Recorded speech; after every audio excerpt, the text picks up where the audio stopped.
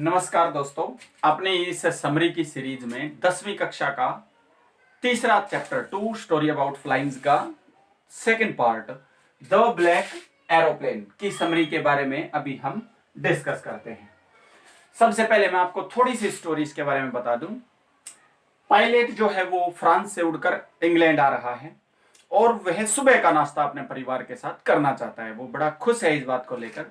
तो अब वो कैसे जो है अपने हवाई जहाज को उड़ा रहा है वो बात करता है। क्या करता है? It was a clear starry night. ये बिल्कुल साफ तारों वाली रात थी जब वो अपने हवाई जहाज को उड़ा रहा था।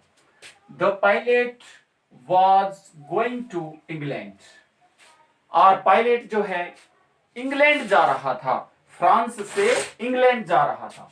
He talked to Paris control room.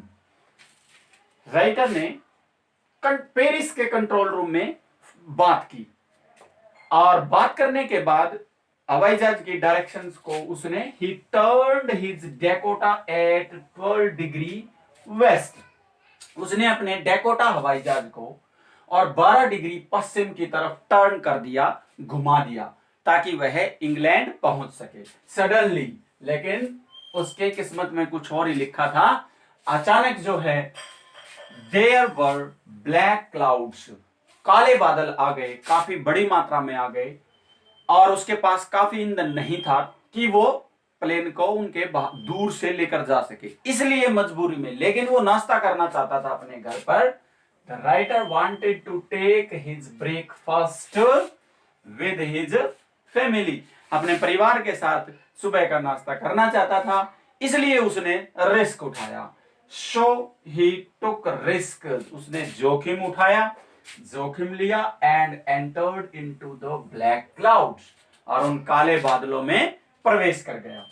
But there were no radio, no compass and no control room contact. जैसे ही वो उन बादलों में एंटर हुआ तो पायलट ने रेडियो से कांटेक्ट करने के लिए कोशिश की। कंपास यानी दिशा बताने वाला यंत्र हवाई जहाज का, उसको देखा और फोन से संपर्क करने की कोशिश की, लेकिन तीनों ही चीजें डेड थी। उसका दिशा बताने वाला यंत्र घूम रहा था, उसको कोई भी दिशा का पता नहीं लग रहा था। और he had only one fuel tank. अब उसके पास ईंधन का टैंक भी एक ही बचा था। देन ही सा ब्लैक एरोप्लेन। तब अचानक उसकी किस्मत, उसने एक काले हवाई जहाज को उन बादलों के बीच में देखा। He followed it. अब उसके पास कोई दूसरा चारा नहीं था, दूसरा काम ही नहीं था, इसलिए उसने उसका पीछा किया। And he landed safely. और वो ब्लैक एरोप्लेन उसके लिए भगवान बनकर आया था और पायलट ने अपने हवाई जहाज को सुरक्षित रूप से लैंड करा दिया, उतर गया। जैसे ही वो उतरा तो he asked about the black aeroplane. उसने उस काले हवाई जहाज के बारे में पूछा। तो but the control room lady, control room में जो महिला थी स्टाफ की, उसने क्या कहा कि there was only one and his plane. आकाश में केवल उसी का एक ही हवाई जहाज था, ब्लैक एरोप्लेन नहीं था। रियली, वास्तव में it was a great mystery. ये एक रहस्य, बड़ा रहस्य था कि वो ब्लैक एरोप्लेन किसका था, उस राइटर को उसने क्यों बचाया। तो ये हमारी छोटी सी समरी है। इस समरी के बाद इसमें कुछ डिफिकल्ट वर्ड के बारे में हम बात कर लेते हैं। पहला मीनिंग अपना स्टारी। स्टारी का अर्थ होता है तारों वाली। दूसरा मीनिंग टर्न करना, घुमाना, आसान मीनिंग है। डिग्री यानी किसी एंगल पर, किस कोण पे उसको घुमाया जाता है।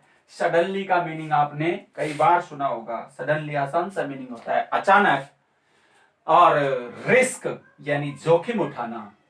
और कंपास दिशा बताने वाला यंत्र, यानी दिक सूचक भी इसको हम बोलते हैं। फ्यूल, फ्यूल मीन्स ईंधन होता है। और फॉलो मीनिंग अनुसरण करना या पीछा करना। लैंड करना, उतरना। सेफली मीनिंग सुरक्षित रूप से। और मिस्ट्री यानी रहस्य। आसान मीनिंग आसान समरी, हम आसानी से इसको अटेम्प्ट कर सकते हैं। मेरे चैनल अपने इंग्लिश बाय विक्रम सिंह को आप सब्सक्राइब कीजिए, बेल आइकन दबाइए ताकि आपको नेक्स्ट वीडियो नोटिफिकेशन में शो हो सके।